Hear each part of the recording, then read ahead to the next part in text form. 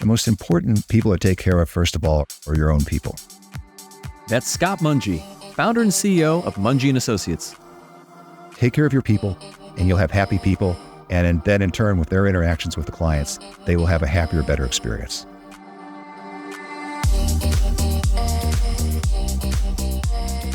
I'm Michael Mogill, founder and CEO of Crisp, the nation's #1 law firm growth company.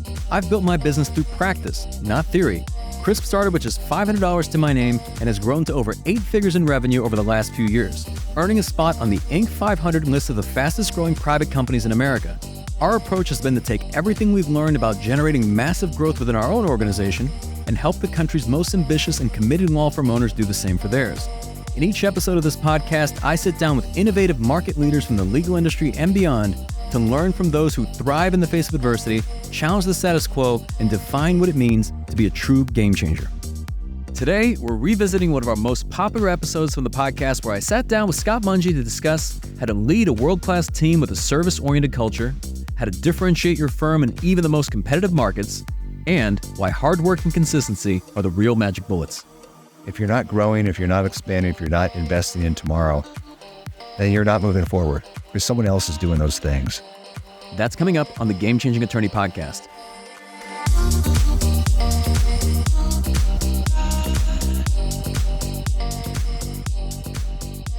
Before we begin today's episode, I want to remind you that we aren't beholden to any sponsors or run any ads on this podcast. This allows us to present all of our episodes raw and unfiltered. I'm not going to push any made-to-order meal services on you or try to save you any money on your car insurance. That being said, I have one small request. If you receive any value from this podcast, please give it a 5-star review. Pay the fee so we can keep this podcast free. Scott, welcome to the podcast. Thank you. It's great to be here, Michael. So for the people listening, if you live in Atlanta, I don't know if there's a single human being that has not seen some form of marketing or advertising that you've done. I mean, I was mentioning even before we started recording, I'm dropping my daughter off this morning. I'm seeing billboards. I'm seeing you on buses. Do you know offhand just like how many billboards, buses like that you have, like just your face or the firm brand on? Boy, that's a great question. I don't know exactly, but the joke on marketing is half my marketing works and half of it doesn't. I just don't know which half is half. I know you said nothing was off limits, so I'm just going to dive in right away. Roughly how much are you investing a month right now on marketing? Probably too much. The focus that we have on marketing is really in terms of not so much how much we spend, but what's our cost come out to be per case. So that's something that we're very conscious of in terms of what are we spending? Are we spending wisely? What's working? What's not? And just making sure we're not squandering any resources. We'll come back to the marketing, but just roughly over $1 million a month? Over. Yes. Okay, that makes sense. When you first launched the firm, what was the marketing investment then? Because I imagine this has steadily increased over the years. Oh my goodness. Well, that's going back quite a ways. You start where you are with what you have. Really, in terms of when I started with nothing. And so at that point, it's really just, you never know where your next case or next client is going to come from. It can come from anyone, or anywhere. In terms of that, there was just really just a lot of just, very hands-on marketing and networking and each step. And then that step leads to another step. And then that step leads to something else, which at the time was probably Yellow Pages. And then that step leads to television. And that step leads to, to digital. And then that step leads to something else. And, some of the conversations that I have, Michael, of marketing with some of our partners, I will say, this conversation took me 25 years to get to this point to be able to have this conversation. In terms of the barriers to marketing, there's, they kind of work both ways. It takes a long time to get there, but also once you get past a barrier, it also offers a certain level of perhaps security just because it takes so long to build up. Yeah, and it's building that brand. It's interesting, in speaking with various firm owners and market leaders from across the country, many of them have some sort of like catalyst moment that they were building up to, and whether it was a certain case, they hit a big case and they reinvested into the firm. Do you have a moment like that where just things really started to take off? With me, I would say it's been more of a process. So in terms of my story, it started a long time ago. I started work at a very young age. At about 8 or 10, recycling aluminum cans. After that, was a paper boy. After that, landscaping, mowing yards. After that, fast food, and going on. And, looking back, all of these things, the work ethic that you have, and especially getting used to doing things that you may not feel like doing them, but you plow forward, you do them anyway, and you kind of just get used to that. And that same work ethic are things that I use to apply to what I do today. Everything's a lesson. And you look back and in terms of the most challenging experiences that you've had, and in hindsight, there's something of value that you can apply moving forward. For me, it was more of a process coming from a background of scarcity. I was always thinking about tomorrow. I was always had a greater security, of putting it that way, of surrounding myself with as many clients, as many cases as I could. And so that was always my desire, Michael, was what can I do as far as finding things that work? There's so many things that don't work. And just like Thomas Edison has his quote of I know 5,000 ways not to invent a light bulb. I mean, I know 5,000 marketing things that don't work. And so it makes you appreciate it when you find something that does work. And there's no silver bullet. It takes, some of a lot of different things, and it takes some luck, and everybody has good luck and bad luck. But for me, it's been more of a journey along the way, and just not taking anything for granted, not being satisfied with whatever happened yesterday, always trying to do whatever I can to build for tomorrow. How long has the firm been in existence today? Since 1993. Oh, wow. Yeah. So to have that type of longevity, just simply even existing, like, let alone growing, what's been the biggest challenge over the years? I would put the challenges into two categories. The first challenge is really just building your business, getting it rolling, and finding things that are going to provide a sufficient stream of work to keep you and everyone busy. I mean, that's frequently how I view my role. Is my job is to keep everyone in my organization busy. That's one of the challenges. And then the other challenges is just making sure that you have the right people. And the way I describe that is I always look for two qualities, and that is positivity and performance. So in terms of looking if someone's going to be a good fit at our team, when I say positivity, I'm looking for people that are basically going to be the nicest people on the planet that I can find, and then also just happen to be high performers. I know a lot of firms these days say they're focusing on customer service, but you guys, I mean, you take it to another level. Where did that come from, that inspiration, and why is that such an important focus of the firm? One of the key things is in terms of, whatever a person's practice model is, when you do it, the only way to get ahead is to distinguish yourself and think, what can I do that's different? And a great way to do that in terms of our organization or the practice of law or any business, I think, is to go through and look at the friction points and say, okay, what are the friction points in the client experience? What can we do to do things better or different? Like, so for example, the person's going to hear something dramatically different. It's going to be, how can I make you smile? How can I make things better? In terms of just setting that positive tone from the very first call. If someone's coming into the office, we're going to have a welcome monitor. It's going to have their name on it. And it's going to go through and, make them feel welcome, generate those positive vibes before they ever have a meeting with anyone. Other things that we can do as far as welcoming them, they're going to get a personalized welcome video. It's going to have their name on it. It's going to let them know that we're working on their case, and continuing that through the process. In the last year, we've sent 12,000 gratitude books. These are books that are personalized in the names of our clients to let them know that they are valued, appreciated, important. And it's a collection of positive quotes. And that's also the message for members of our team, is that you are valued, appreciated, important. And I don't think that can ever be said enough. I know I don't say it enough. And, so those are some of our core values that would be important to us. And I know we'll talk about brand and, and marketing throughout this, but like what you just mentioned, even those gratitude books, it's like, how do you measure that, right? Like, how do you measure a return on that? And obviously you could say, well, that's not necessarily our goal when we send those out. But I mean, I think making those decisions, there's still an investment there, right? So I imagine that you're probably making a lot of investments like that you can't directly measure. Yeah, that's exactly true. But in terms of the way I measure that is, am I making a connection with this person? What am I doing to stand out that's different from someone else? In that example that I gave, every book also includes some things about my personal journey and my story, and message to the recipient that, hey, I would love to hear from you. Here's my cell, text or call me. Let me know what you think of this gift. I'd love to hear from you. It all begins with a conversation. And so those are some of the things that we do. And Scott, speaking of your story, I guess to take a step back, just growing up in Illinois, and from what I read, you did not come from a family of lawyers. What influenced your decision to become an attorney? I came from a family of six. I was the oldest of four children. In terms of making that decision, it was really challenging. My dad managed a car wash. My mom was busy raising four kids.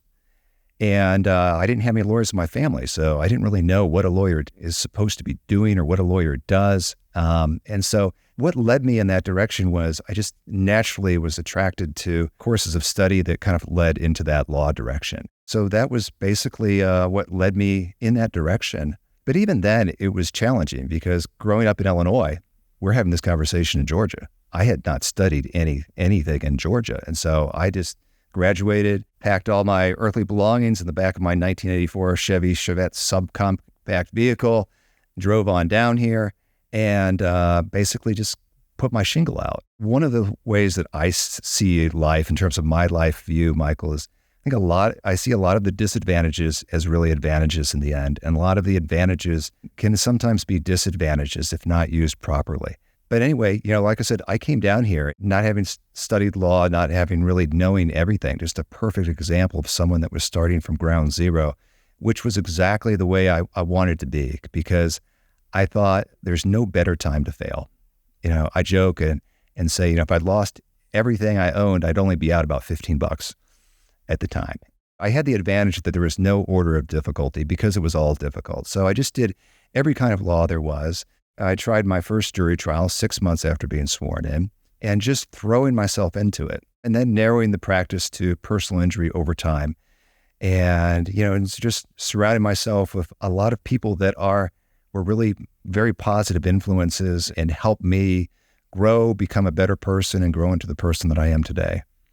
So when you did hang up your shingle, I mean, in the early days, I'm curious as to what day one was like. When people talk about the fact that, look, I started from nothing, what was that like? I mean, just what were those early days like? What did the day-to-day look like?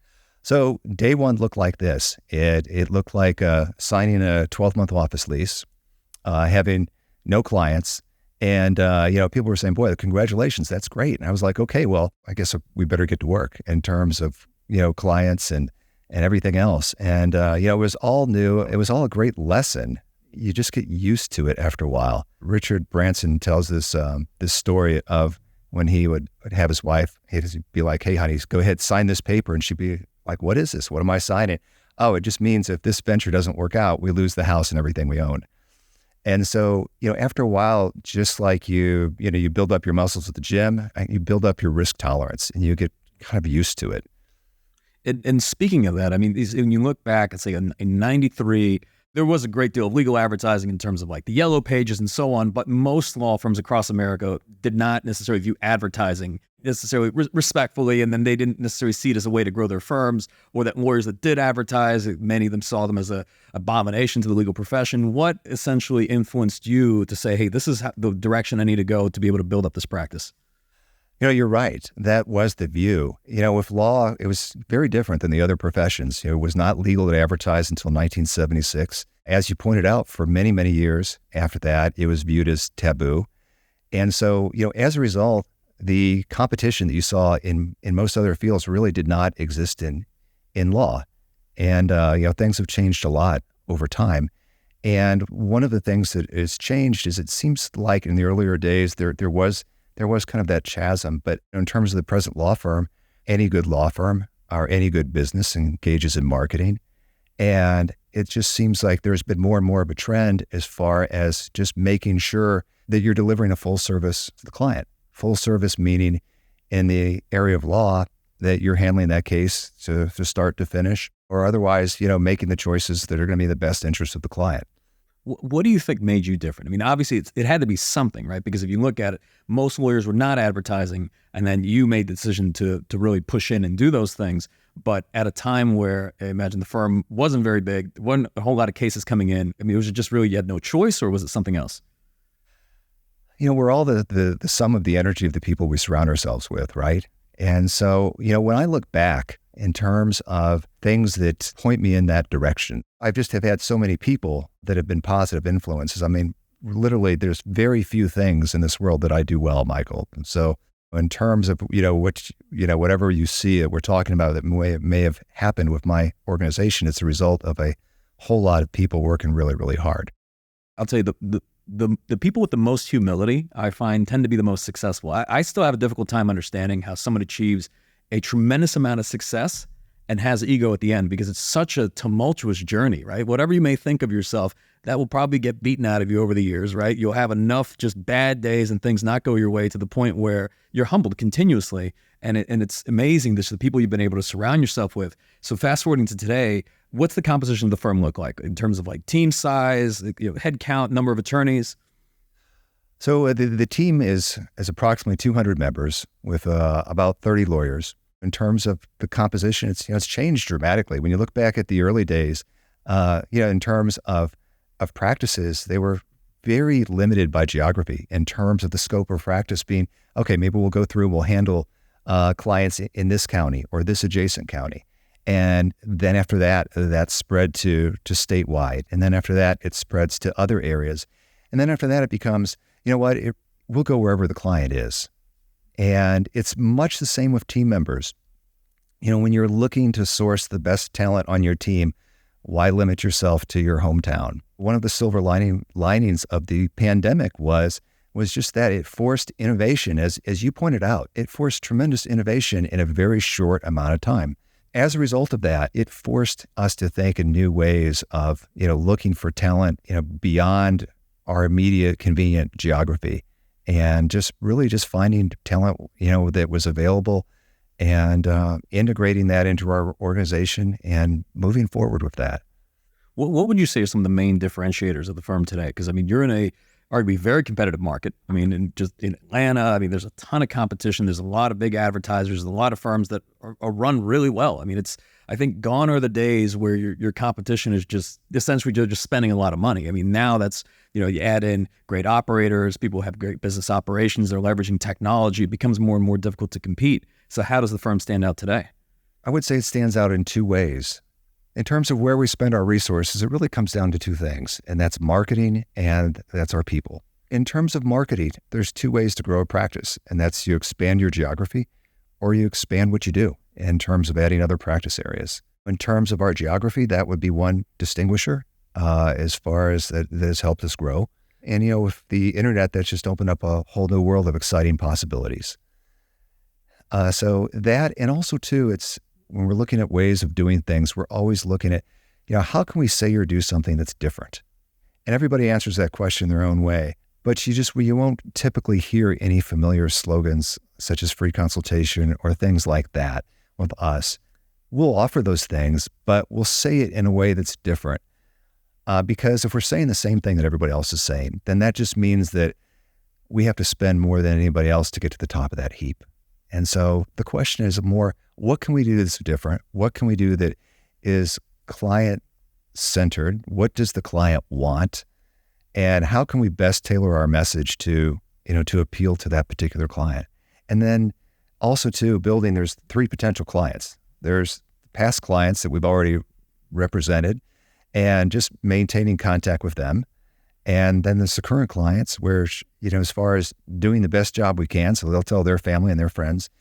And then there's the future clients that we haven't met.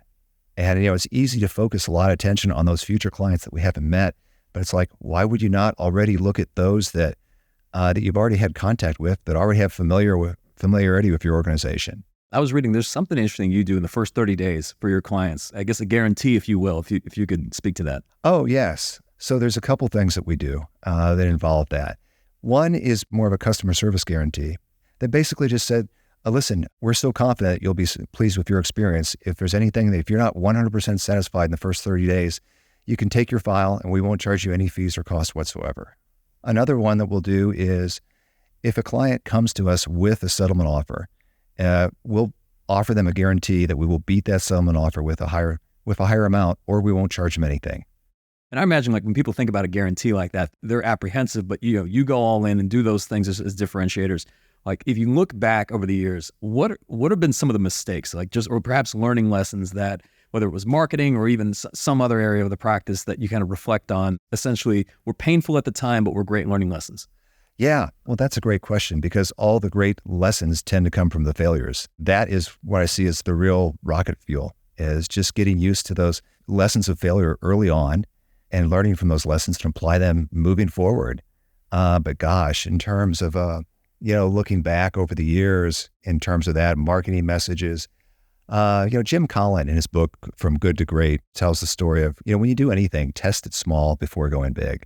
So that's one of the things that we try but it's hard because when you have a new idea, you get so excited. It's just like, I look back, Michael, and I can remember like one of the TV spots that we did years ago.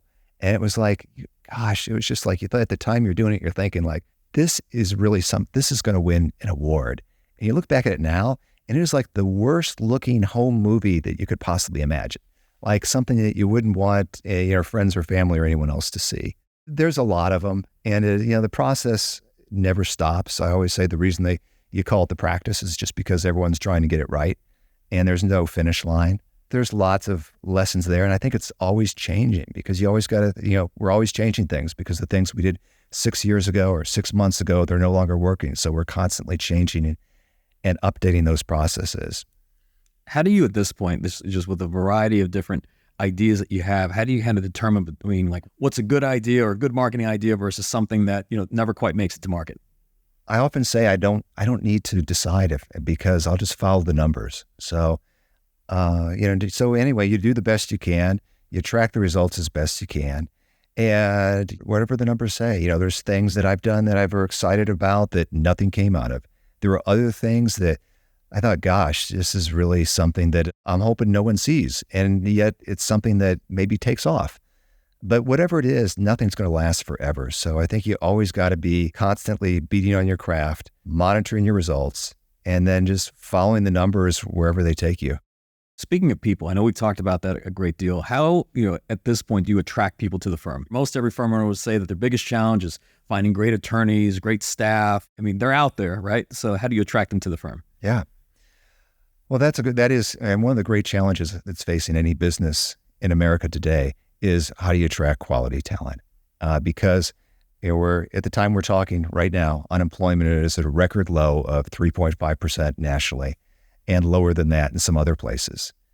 And so one of the ways that we have done that has been a change of paradigm, a change of mindset. And what we look at now is not so much where the person is, but what they produce. So, as long as we find someone that is producing and adding value, it really doesn't matter to us where they are. And that leads to one of the other great challenges which is how do you maintain culture when you have a hybrid environment and you've got team members on site and you also have other team members that are working someplace else. We do it in every way we can as far as, posting in every online site that we can find. We do it by offering incentives to our team members and saying, hey, listen, we want to attract more people that are like you, that are positive minded, that are high performers, and help us attract more people like you. Tell your friends, your family members that if you think they'd be a good fit, and then have them reach out to us. Every way that we can find to answer your question.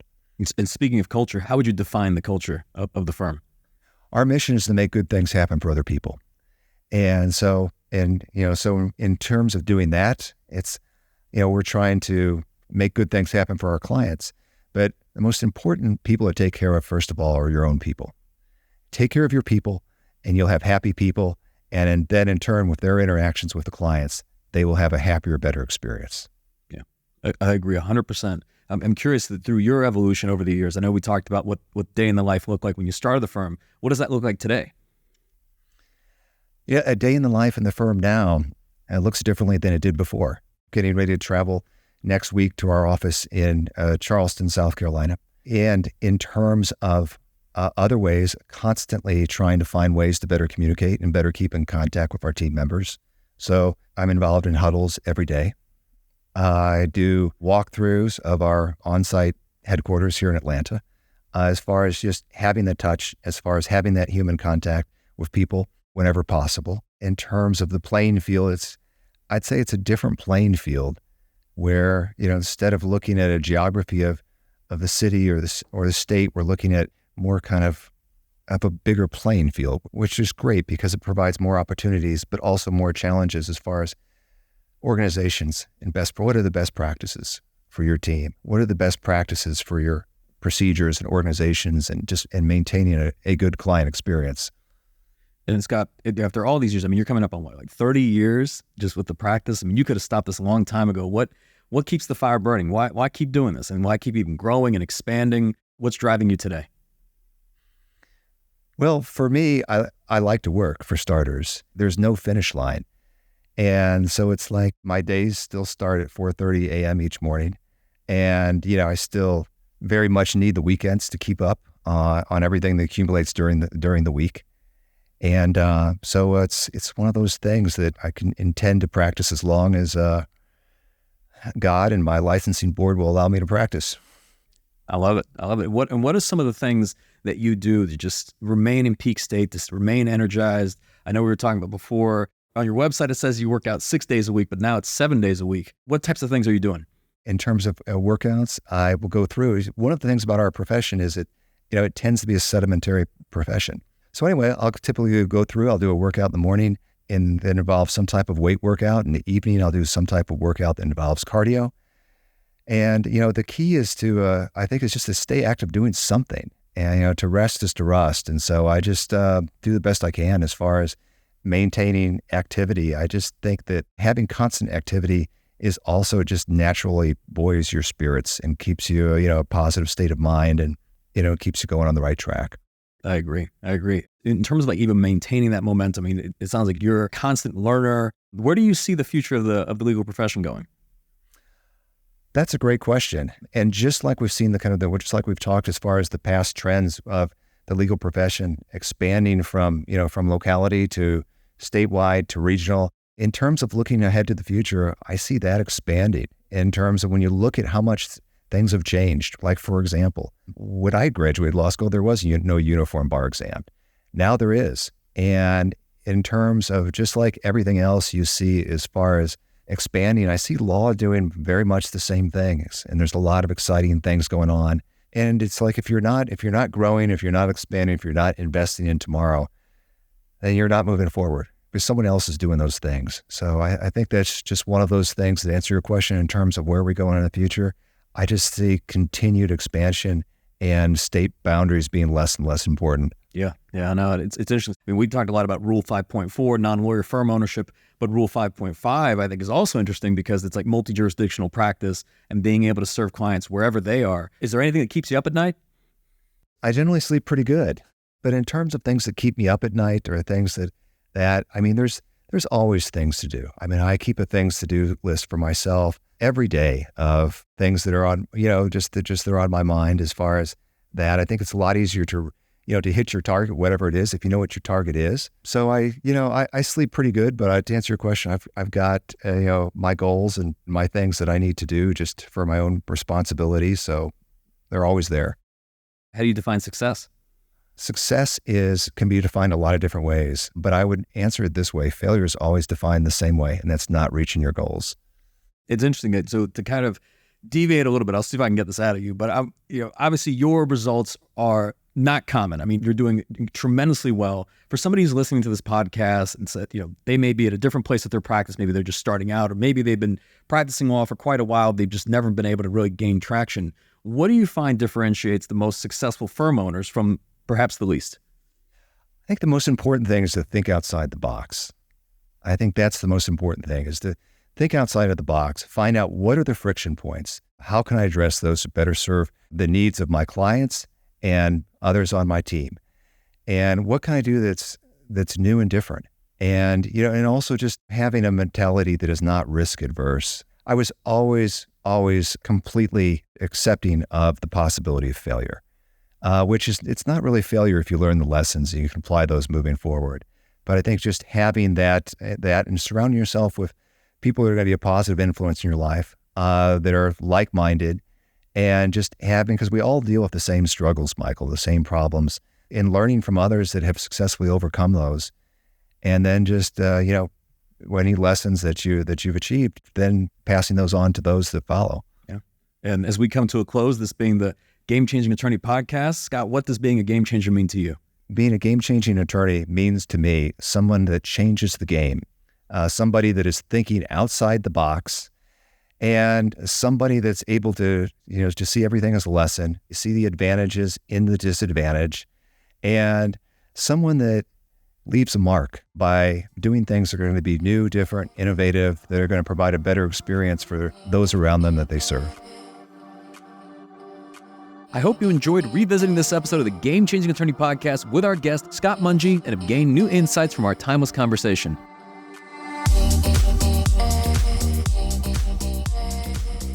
If you found this episode valuable, here are 3 free ways that I can help you grow your law firm. Number 1, download the first chapter of my book absolutely free at GameChangingAttorney.com.